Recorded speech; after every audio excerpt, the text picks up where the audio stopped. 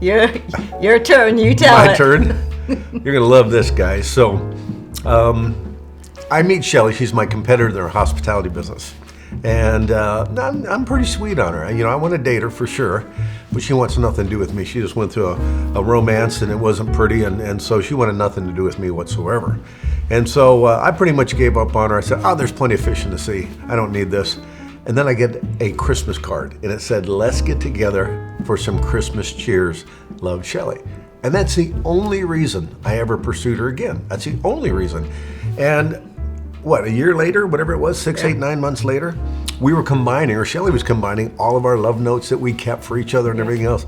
And I hear her laughing out in our living room, and she goes, "Honey, come here, come here, come here." I go, "What?" She goes, "Come here." She goes, "Remember that card that you told me about? That's the only reason that you ever asked me out again?" I go, "Yeah, why?" She goes, "That wasn't me." I go, "What are you talking about?" She goes, "That wasn't me." We get the card out, and we realized that Shelly had told her secretary to send me a card, a Christmas card, and say whatever on the card. Well, her secretary never sent it. Never did it.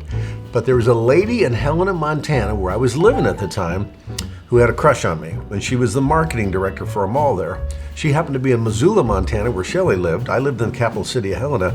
She sent me a card, that card that she read, postmarked from Missoula. So I thought for sure, I had no reason to doubt it was Shelly. All right, so we get together, and the only reason we're together today, the only reason I ever asked her out again is because of that card, and it wasn't my Shelly. And she's laughing. I'm going, "I got used. This is wrong." I mean, that's the only reason I asked her out, and it wasn't even from my beautiful bride. Yep. So that's our proposal stories. I started going from there. And then to take it one step further, you're going to love this. So she's working at the Coeur d'Alene Resort, opening it up, working 12, 14-hour days. And I love to cook. I like to do that kind of stuff. And, of course, I'm very romantic. I think I'm romantically inclined. And I had this big meal waiting for her at home, and I came up, and what I did is I had Epsom salts, and I put her feet in there, and I gave her a back massage. We had the fireplace going. I had the meal cooking in the background, and what I had done is I had bought a ring that I couldn't afford, and it was so small you can't even imagine that I couldn't afford this thing. And what I did is I put it in a little tiny box. And then I put that box all wrapped up into a bigger box. And then I took that box and put it into a bigger box. And what happened was I took a card. Now, she didn't get this. You'll get this in a minute. But I took a card, and I said to her, I said, Hotel Madness, because we both worked in the hospitality business. Hotel Madness, the obscure way of abducting and taking advantage of a lady, right? I mean, it was supposed to be funny. I pulled this out from under the couch.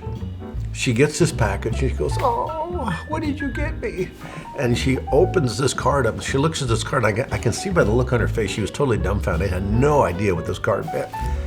So she looked at me and kind of smiled, and she opens up the package. And here's another package. And there's another card. And it shows two people, or a gal, I guess it is a gal, being poured out of a bottle into a glass. So it represents getting together, hospitality background, taking the plunge. She's looking at me. I'm clueless. No clue.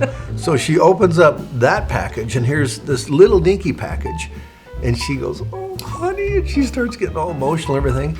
And I ran at that time, so there was a shaven woman's leg and a guy's leg, a hairy leg, with two shoes opposite color with the knots tied together, representing, we're both from the hospitality business, taking the plunge and tying the knot. Clueless, right? All she could think of was what was in that box. Well, this is where I major screwed up. This was a major faux pas on my part. I took the ring out of the box. I had the ring behind my back. I put a little stone in off the street, and I put a little note in the ring box that said, "Is this a rock or what?" And when she opened this box up, she looked at me and she almost started bawling. I went, "Oh, I screwed that up big time." So I pulled the ring out from behind my back and I said, "Would you marry me?" And that's how we got engaged, and I proposed to her, and that's the only reason we're married today is because of that Christmas card.